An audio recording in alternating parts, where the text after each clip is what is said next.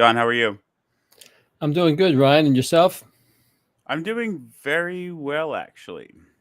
So, since you and I spoke last, we're just going to dive right into it, everybody, because Ryan's behind on work. So, since we've spoke last, I uh, I have began I began and paused. Let's just say paused, and I'll get into that later. Began and paused the hiring process to become a police officer. And I think I've told you this before, and if I didn't, I'm telling you now. But I think I told you it. It has been a lifelong dream, something I've always wanted to do, and I didn't really know how to get into it when I was younger. I kind of thought that I didn't even look into it, right? I kind of just assumed that the process was you needed a bachelor's or master's degree in criminal justice and this, that, and the other thing. And if you do some research now, that's not the case, right? It's a high school diploma. College credits are definitely preferred and taken into consideration during the hiring process. Um, but lo and behold, I actually do hold the minimum qualifications to even start the process, and I found that out a couple years ago.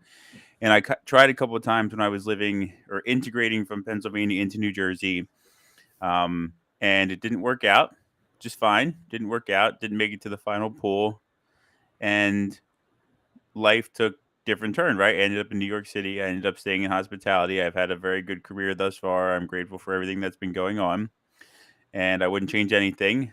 But the fire has kind of reignited, and I'm sure you know a little bit about this, and I'll take a deep breath to see what your input is or comment on it. We the United States of America is in need of police officers. We are in need of police officers.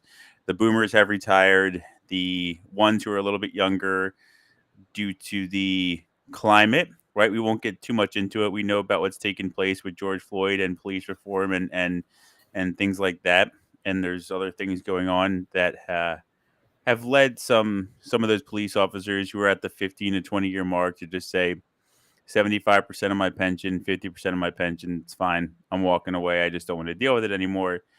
But then that climate also leads to the younger generation not really wanting to take on the trade, and we're dying for police officers. Departments are hiring left and right. Um I didn't really get the pause. But so I'll just go right through it at this point. So I applied 2 weeks ago on a Monday, and that the timeline's important. I applied on a Monday, and the next day a detective called me back and said this is X, Y, and Z, gave me the rundown. He said we need police officers. He didn't say like we need police officers, right? He's like, but we need candidates, and the academy's starting in a few weeks, so this is going to go pretty fast if you want to do it. And I was like, okay. I was like, I want to do it. I've always wanted to do it. Let's go. That was a Monday. Calls me back on Monday evening. I'm going to call you tomorrow. Okay, he calls me tomorrow, Tuesday. Now it's Tuesday. Can you take your physical fitness test next Tuesday? Yeah, I can take it. Go to take the physical fitness test. Pass. Very proud of that. Um, Gave some of the youngsters a run for their money, but so pass, was very proud of that because I'm 33. There were some of them were a little bit younger. That's on a Tuesday. The detective, they're handing out interview times. Can you guys show up on Thursday? Mind you, it's a 30-page or 50-page application with tons of things you got to bring: birth certificates, marriage certificates, driver's license, high school transcripts. And they're like, don't not come on Thursday if you don't have everything. Like, we'll figure it out. We'll get we'll start the process. We'll figure the rest out as we go. I couldn't make Thursday. I had an elective surgery that Friday. I push it to Monday, this past Monday. So now it's 2 weeks. 2 weeks moving rather quickly. Um, and without going into too much detail, because it's a completely different podcast. Now, mind you, in my mind, right, you could imagine uh, it feels like this is gonna happen, right? Like, it's moving fast. I'm hitting all the notes. I'm hitting all the marks. This has to be it. My dream is about to come true. But then I remember negative and positive fantasies, right? Like let's keep it cool. Let's take it one step at a time. This, that, and the other thing. But long story short, like I said, without going into too much detail, um, the process has been paused, and I It's have been some things. paused Yes, I need by to them or by you. by both of us. It's a mutual pause at the moment, so I may as well just say it because it doesn't matter. And this is the same thing that happened on Monday and Tuesday. So I have my medicinal marijuana card. I've had it, right? um, and I've used it for like pain from training and things like that that kind of accumulated over the years. So I don't use it all the time, right? Like I don't need it in the morning, I don't need it in the afternoon, but sometimes to fall asleep, I would use the pen, and I had used it 2 weeks prior. Okay, like this is all happening very quickly. So I get there, and after doing research and knowing that it's very very legal for recreational, decriminalized in New Jersey, legal in New Jersey for medicinal and recreational use, that just happened last year. Doing research, kind of just like I don't know, like I don't know if it's going to be out of my system, right? And this sounds bad at a glance, right? Like kind of like a probation or a parole piss test, right? Like I'm trying to clean my system to lie or something like that, which was not the case. Um, I just I had used it for I was in a lot of pain from training, not a lot like debilitating, but enough where I was kind of like, I could really use this tonight to help me fall asleep. So the detectives were very nice and this and that, but right off the bat, they were like, "You're gonna have to take a urine test, and if it doesn't come back clean, you're gonna be disqualified from the application process, and you won't be able to apply in any department for 2 years." So the cutoff for most departments is 35. Right, I'm 33, so that would be it. Be all over any chance of it. And again, they weren't judging or anything like that. They are aware that these are different times, that it is used for medical reasons, that it's legal, decriminalized, all this other stuff. Obviously, they're in law enforcement, so they're like, "Listen, dude," like verbatim, they're like, "Listen, if you don't feel comfortable, withdraw today, and apply in a couple weeks. At least you're not banned for 2 years. At least you can, you know, reapply to our department or another one in a couple weeks." And I wasn't confident that I would that it was out of my system, right? Because you hear the story. Sometimes it sits there for whatever reason, this, that, the other thing. It's 30 days. Yeah. I just wasn't comfortable. So I was like, and I stood there like this. I was like, nope. I don't feel comfortable doing it today. I don't want to be, this is my dream. I don't want to screw it up. And they understood. They were very nice about it. And again, I feel like that's something that might change in the next year or two as far as the hiring process. I know for a fact it's no secret that at Marriott we no longer look for marijuana during the drug test. It's a different time, right? It's starting to become very normal, the norm. Anyway, so I got home, and the whole drive home, as you could imagine, was like, just bummed, right? That's the word. Like, not even disappointed, not upset, just like, bummed. Yeah, so I pull up, and we have a big glass door in our house at the front door, and I pull up, and James and Axe run up, and they're happy, and Jade, they have no idea what just transpired, right? But I made a point to not bring what just happened into the house with me. All right. I was like, right now, I'm not doing it. I didn't bring it into, there's another one of those bots. I didn't bring it into my marriage, didn't bring it into the house. Monica knew what happened, so she gave me a big hug. Long story short, got up the next day, did my workout, went with my routine, made it through the entire night the night before. And I told Monica that I was very proud of myself because, and I want to be very clear about this because, in this day and age, if somebody listens to this, what I'm saying could be misinterpreted the wrong way. John's known me for a long time. If you know me, I can be intense, I can be passionate, but I'm not a psycho murderer, anything like that. I am, and I'm, That's not me. However, and this is something that John and I have talked about, so I'm going to try to figure out how to say it so that it's coming out correctly.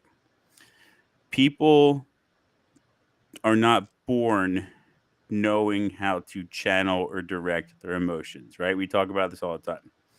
So it's not that I am some psycho murderer or somebody who had to be completely rehabilitated. I just had to learn how to channel my emotions, and I've been working on it with John for since I was 19.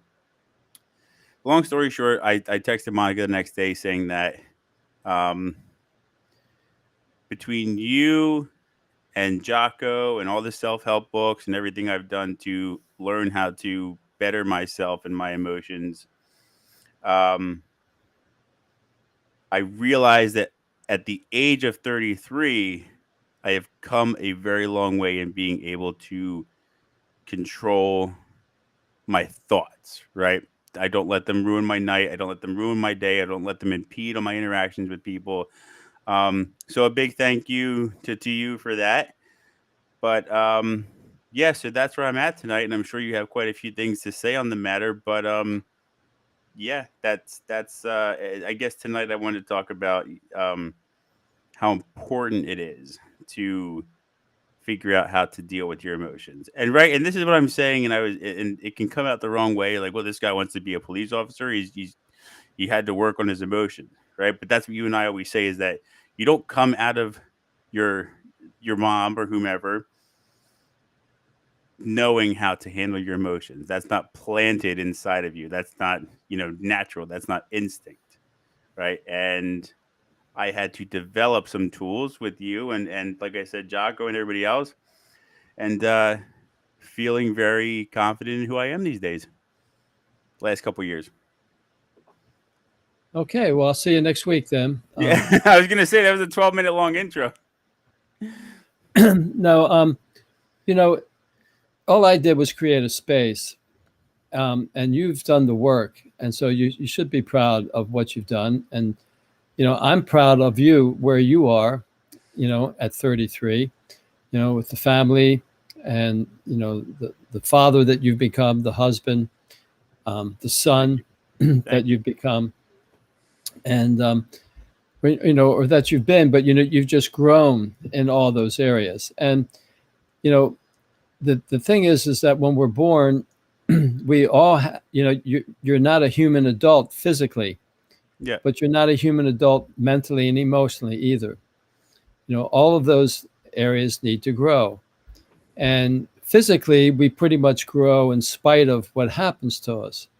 But emotionally and mentally, we can become traumatized by incidents that we experience at a young age that can stilt our growth, or stunt it. And so, but the good news is that you can, if you work at it, you can further that emotional growth. And so you have, allowed yourself to emotionally mature and to develop to where you're taking responsibility for your thoughts, which are going to have an impact on your feelings, your attitude, and then your experience. And so you had, I'm sure, a huge disappointment. It's a dream that you've had, you've worked hard, and it's put on pause. It doesn't say you can't get it, but it's been delayed. Yeah. Oh, we lost John. He's coming back. Hold on. He's right there. I got you. That delayed gratification is a very important thing for us to learn as human beings, so that we don't try to think that we're going to get everything that we want at the same time. And so, I'm glad that you were able to process through it. It sounds like it's something that's very doable. The way they've legalized it, especially in New Jersey, I don't see why that should be a problem. But I can appreciate that you'd rather go there without anything, than take a chance, that they're going to hold that. I don't know if they told you specifically that even marijuana, even though you have a card and it's legalized, recreationally, is that going into effect yet in New Jersey, or is it in the process still? The card? The recreational part. No, it's legal, and that's where Monica and I did our research, and from what the detective told me, um, I wasn't the only candidate to have a card, right? From what he told me, he was very honest. It's New Jersey. You've been allowed to have a medicinal card for quite some time. To answer your question, it's legal. It went legal after the 2021 election. It was on the ballot, won unanimously. But politics, I'm just gonna say that. I'm sorry. It's from what I hear, it's a slow, very slow moving process with this just making it so that and I don't know what the rules were going to be. I don't know if you're going to be able to sell it at Wawa or wherever, but being able to sell it and do all that, it's been a process. But no, um, if you get pulled over and you have it on you, it's not you're not going to be penalized. It's decriminalized. They're not going to. We actually received a letter from our township like a month or so, or like a month after it went legal and stuff, and they straight up told parents we're no longer going to um, we're not going to arrest your children for a possession in so many ounces. We're not even going to call you. Right, we're past that. It's a completely different time. It's legal. And then there was a few things like stipulations. Like I think that was like first interaction, but even the third interaction, it was like it'd be like having cigarettes, right? It'd be like, give me those cigarettes or something, But we're not calling you about it. We're moving on with our patrol for the rest of the night. Mhm. Okay. Well, it's also very exciting for you, because it's something that you're wanting to do. It's not an easy job.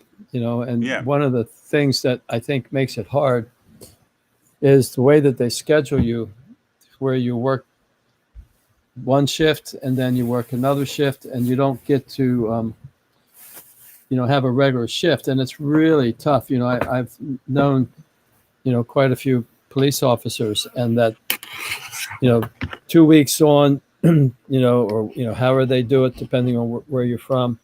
yeah, like two It's weeks real. on, 2 weeks off.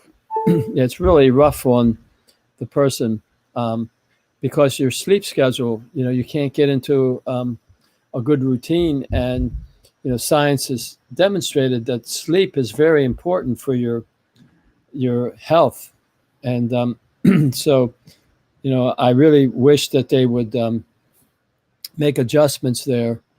The reason they do it is because nobody wants to work, particular shifts, and so they just, okay, everybody has to work it, and so they do it that way, but it just makes it tougher on the person doing the job. So, Yeah, I but remember, or I think one of the cool things about social media is that but they're not referred to as support groups, right? They're referred to as pages that I follow, and I follow a lot of there's like police fitness pages, and they don't hold back. The people who run these pages are very very fit, very mentally and physically strong. But when I say they don't hold back, they say that they are living that crazy shift that you're referring to, that they're living these crazy hours, that they're stressed from the job, they're stressed from court. You got to be dad, you got to be mom, you got to be all these roles. Um, but they help one another, right? It's like they'll do like a daily fact, like uh, and these are police officers who are now like have personal training degrees and things like that, and as well, and they talk about like how important hydration is, how you can't let the hours impede on eating healthy, right? Because you're losing sleep, because you have all this stress.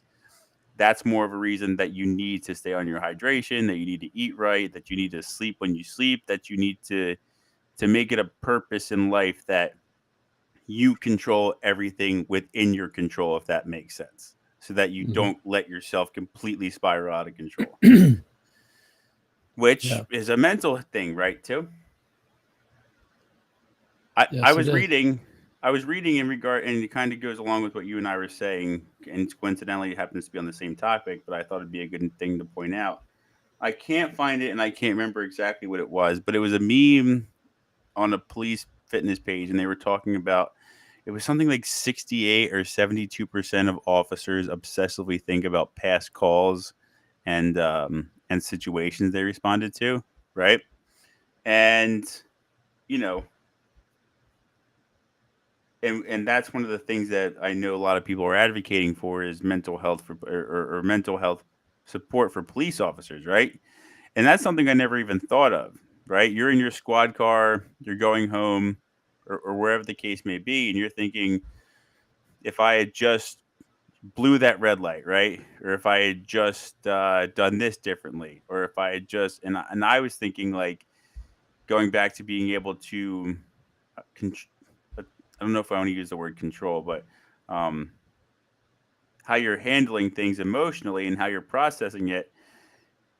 I never thought that that's something that police officers really need. I knew it for the job, right? I knew that police officers really need the mental health support. They need people like you. They need to be able to figure out how they're going to address what they see and handle on a daily basis. But I never thought about that little detail that they obsessively think about past calls. Well, you know, it makes sense because if we have some, we're afraid we might have made a mistake or we're trying to learn from things. Um, but I think the biggest challenge for any kind of first responder, um, policeman, fireman, EMT, um, is that they being able to process through our emotions is not something that they really teach you because they almost expect you not to have any. And it's kind of the same thing with the military, and just be all intellectual and do your job. And but we're human beings, and we are impacted by the experiences that we have. And if we are better able to identify what we're afraid of losing or not getting, and then what we can do to alleviate that, by giving ourselves that respect, understanding, acceptance, caring, appreciation, and trust, the Oreo cat, instead of turning it to anger, looking for it to come from somebody else, or numbing out to it, or distracting ourselves to it, and hoping it comes from somebody else. You know, Somebody else's love isn't going to make my pain go away like mine will. And I wish there was more support that we would give people that are in very important fields, like police, firemen, EMT, soldier. Doctors, right? Yeah. Yeah. And doctors too, I think although I that one think goes doctors, unnoticed, don't you? um, it's, yeah, probably more so. But, doctors, a lot of times when they're going from one thing to the other, they learn to just shut down emotionally. And then that's when people complain, that they don't have any bedside manner. Not all doctors, resort to that, but it can be a challenge. And so, but I can see that you're very excited about this possibility, and I know you've talked about it before. And I just hope it all works out, for the whatever's for your best, you know, whatever that is. And you know, it's it's a tough job, but you're not afraid of tough jobs. And so No, I wish you the best. thank you very much. I'm hoping it works out, and and I think I have adopted this mindset, and we talked about it before. If I don't get it, uh, I will address it. Right, I will let it sink in, and right, I will deal with it accordingly. But I won't let it ruin my life. There's a lot of positive things. I'm still able, and going back to what we always talk about, you know, being able to be in the moment and all that good stuff. I woke up the next morning and I had a great workout, but I wasn't like, I'm not going to work out today. What's the point? I have another 3 weeks to get ready. I can miss one day. It's like, nope. The process restarts right here this morning, right? and I'm still able to do something about it. It's not over yet. It's not over until it's over. Um, but I took that night to order pizza. That was what I did. I texted Monica. And I was like, I'm not cooking tonight. I Let's just order pizza. But some people that it can really turn into an unhealthy response. And you and I have talked. I know you said before that you would love to work more with first responders and stuff like that because it is needed. And I hope a lot of departments preach that they're developing plans and procedures and stuff to help first responders deal with what they see on a daily basis. And I really truly hope it's that way because I'm sure you've heard it as well as I have that 15 years ago, 10 years ago, maybe even as scary as it may be to say, you couldn't talk about that stuff, right? It'd be like, all right, give me your gun and badge. You're not mentally able to handle the job, which isn't fair, right? Maybe it's, maybe they wouldn't use the verbiage, but maybe it's take a time out. Maybe it's administrative leave, right? I'm gonna take your gun and badge. It's gonna be and like you always say, and I'm using it a lot of John Anthony points because they're very important. They're very important. I'm gonna take your gun and badge for 2 weeks, right? That's the rule. They know in 2 weeks they'll get it back. We'll figure things out. But you just lived through a very traumatic incident, right? We're not going to fire you. We're not going to dismiss you. We're going to get you the help we need. We're going to let you take some time off, and we'll help you get through this. But I think back in the day, it used to be like, nope, gun and badge, fired. Well, I'm not sure how it was, but except that they really didn't allow the space to talk about it from an emotional perspective, in terms of sadness, fear, and the thing, as with the work that I do, people get confused thinking the fear is physical safety fear. And it's no, it's the fear of losing something that I have, or the fear of not getting something I desire.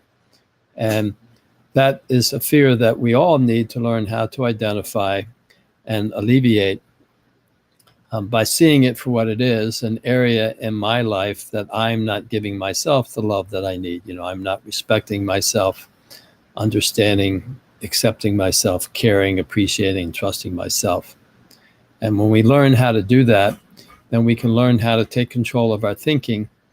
And then we're going to be in control of how we respond to things that happen to us in life, instead of going through life reacting to this and reacting to that and flying off the handle about that. And, and so it's that mental and emotional discipline that goes along with the physical, so I'm glad that you kept at it. You got up and you did your exercise, because I know for myself, it's a lot easier on the physical end if I'm maintaining my routine. I'm more motivated to continue it. And then when Yeah. you start to slip and you take a couple days or a week, it's harder to get back into that routine.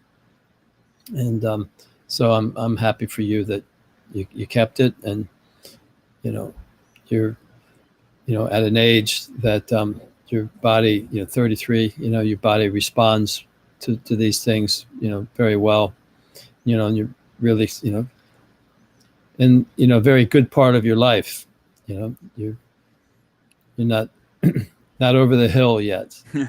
Not over the hill. So I was talking to John earlier, and I do have some work to catch up on. But John, I just remembered I wanted you to speak about it, whether it be in John Anthony commercial form. And when I say commercial, because I know that you speak very well. Um, so going back to everything today, I didn't I mentioned a lot of tools that I used, right? And I'm just gonna say it, and then I'm gonna let you talk about your tools and how they come in handy and how you give people the tools to do what they need to do. I use the John Anthony tools. Um, Negative fantasies, positive fantasies. I don't allow myself to get ahead of myself. If I need to address something with somebody, I give them, I say we're going to take a time out. And maybe that's not the verbiage, but we'll reconvene in a day, 30 minutes if it's, a loved one in house, whatever the case may be. That's you. And then also on a daily basis, from a Jocko and Echelon front point of view, prioritize and execute is one of their main tools that they ask us to use. And I'm big time ADD, ADHD sometimes, especially with the kids running around.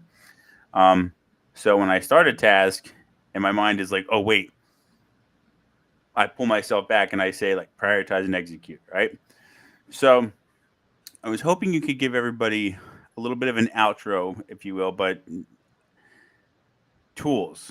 I mean, it's one thing to talk things out and figure out where the problem lies or what you're trying to work on, but that tools are a separate part of working on ourselves, that once we figure out how to use them and once we maintain the discipline of integrating them into our lives on a daily basis, it really, really is life changing because, like I just said, you start saying it to yourself without even thinking about it. Yeah. Well, some of the main parts are, first and foremost, when we have an incident or trauma that happens to us, is allowing ourselves to identify what we're feeling emotionally. And if I happen to notice that I got angry, then it's guaranteed that I'm fearful of losing something or fearful of not getting something that comes before the anger. But it could also be sadness or disappointment or shame or embarrassment. And when I can learn to find those feelings, then they're showing me areas that I'm not giving myself the love that I need, where I'm not respecting me or understanding or accepting, caring, appreciating, or trusting me. So that is an important part of the tools, and that inserts in the middle of the dimensions of healing, because that I got from John Gray. The first one is where you think it's always going to be like this, and things are never going to change, and I have no power over anything in my life. And that's a very raw, wounded, hurtful place. We move to the second one where we realize, no, there's a cause and an effect, and then that becomes cause for another effect, and things do change. They're not going to always be this way. But when we're in this dimension, this is where we tend to blame. Well, if you hadn't done that, then I wouldn't have done what I did. If you hadn't said what you said, I wouldn't have said what I said. But when we're in the second dimension, blaming other people, circumstances, or situations for why my life is where it is, see, then I'm giving my power away to whomever I'm blaming. And I can complain about them from now till, the cows come home, as the saying goes. And it's not going to alleviate my fears and my shames. It's not going to improve the quality of my life, because I'm expecting who I'm blaming to change to make my life better, to have a better outcome, then to learn how to change how I respond to those things. So in order to move from that second dimension to the third, which is taking responsibility for my part, that's where the identifying the feelings that come before the anger and giving myself the "are you a cat" that comes before, to alleviate those feelings, those primary emotions. See, and then when I take responsibility for my part, then now I'm empowered. What can I do to make my life better? What am I doing that's making my life not work? How am I putting myself in a position that I keep, getting taken advantage of by someone or something? And then forgiving whoever I'm blaming and forgiving myself for my mistakes. See, then I'm healing those wounds. And then that's going to free me up to better be in control of my thinking, so that I can focus on the loving thoughts of what I want to happen in my life, instead of, because I have past wounds that I haven't healed, keep thinking about what I don't want to happen. You're coming from the fear of what I don't want, and what we call the negative fantasies. Because whatever we're thinking about, we're going to help to create. So if I think about what I want, I'm going to help to create what I want. And if I think about what I don't want, I'm going to help to create the very thing I don't want. So those are some of the essence of the tools. You throw in a timeout, and that's going to be helpful. You throw in I statements, that's going to be helpful, as opposed to the you statements that are attacking. But those are the self-help things that help to empower me to become all that I can be. And as a human being, to bring love into my life, from me to me, and then to bring love to others that are important to me, and then to bring love to other people that I don't even know, but I'm going to be coming from my love as opposed to coming from my fear every time I interact with somebody. So that would be a quick summary of the tools that we need to learn. And it's not long and complicated, but it takes a while to instill that, to use the prefrontal cortex of our brain, uh, where the thinking part of the brain, so that we can uh, make good choices and respond to things, instead of the wise owl part of our brain, as opposed to the amygdala, which is the barking dog part of our brain that is there to defend us when we're in a really scary situation. When you're fighting a bear or a lion, you need that barking dog to take over, and it's the fight, flight, or freeze reaction. But in our everyday interactions with other people, we don't want to be there. But that barking dog part is keeps us from accessing when that's lighting up in the center part of our brain. It keeps us from using the thinking part, and it also keeps us from using the memory part, which is what they refer to as the hippocampus. So, No, and the way I'm thinking about it is, as we head towards the end, is that, like you just said, that frontal part, you it takes time, but you really can make it. You really can use it. Like, I'm crossing the street, I know I got to look both ways, right? If I if I'm changing a light bulb, I know it's probably best to make sure that the light switch is off. Like little things like that, right? But it takes time. You really have to want to integrate it into your life. And well, yeah. So, or if I'm changing the light bulb, I need to find two strong people to turn the ladder for me while I'm holding onto the light bulb. you got It's an the it's an whole old Polish yeah. it's an old Polish joke. How many Polacks does it take? I'm Polish. To replace a light bulb. Three: one to hold the light, and two to turn the ladder. To turn the ladder. So Yes. But no, John, that's what I I put up with when I was growing up as a kid yeah, and a the young jokes man. or Well, the yeah, that the was turn the the that was the ladder. rage. Putting down Polish people. Yeah. Oh. But John, no, thank you very That was much before for your time. before my time. Way before, maybe not way. I don't think you're Uh, maybe way before. a good bit. But in all seriousness, I do that, and I always give you credit for being there since I was 19 years old, and I've had a lot of things happen in my life. Became a dad very young. Didn't meet my wife right away. Had a few other relationships that went sour. Didn't really know what I wanted to do. Everything kind of worked out. I'm uh, 20s were a little bit weird. My teenage years, I was a dad.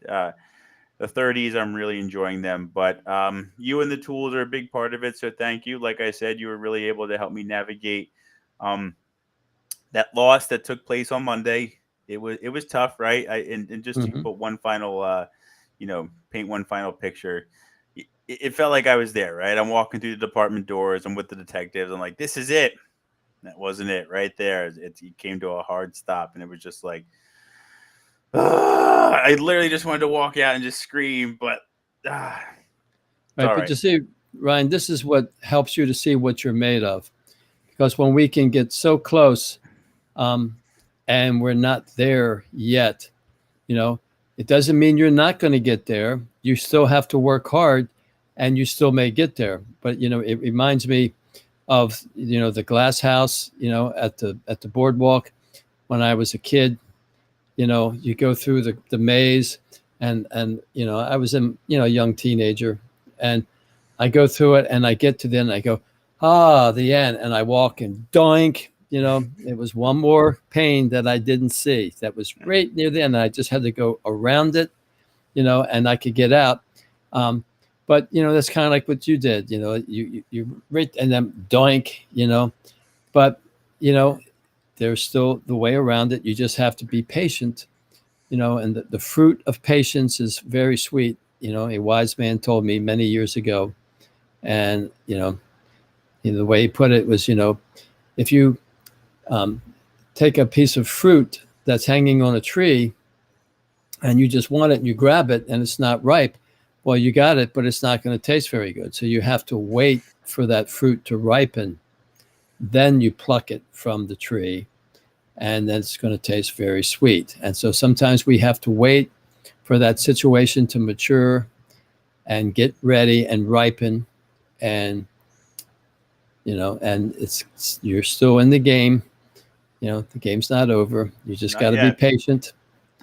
And, and I think you have what it takes to prepare yourself to be able to be in, at that crossing road, that crossroad when you get there and, you're going to do the right thing. Thank you very much. And thank you for all your lessons all these years, John. Definitely have had a huge impact on my life. And with that being said, if you like what you're hearing from John and you see how he was able to help me navigate this loss that I took this week, John, why don't you give them your information? You can email me at contact@supportivealliance.com, or you can go to the website, which is Supportive Alliance at contact. What is it? supportivealliance.com. supportivealliance.com. It's one of those things where you have it's like a password. You know it when you don't think about it. Yeah. Well, I don't, I'm not using it every day, Yeah. So. Perfect. All right, John. Supportivealliance.com or contact@supportivealliance.com. Then that's it. Yep. Thank you as always, John. If you like what you're hearing, go ahead, like and subscribe. And remember, we have another podcast, The Ryan Mercer Show with Richard Masso. And then we also have the Dr. Mom podcast. And John and I are doing this every other week, bi-weekly. So we will see everybody in 2 weeks. John, thank you very much. Everybody else, you take care. Okay. Take care, Ryan. Good luck. Thank you, sir.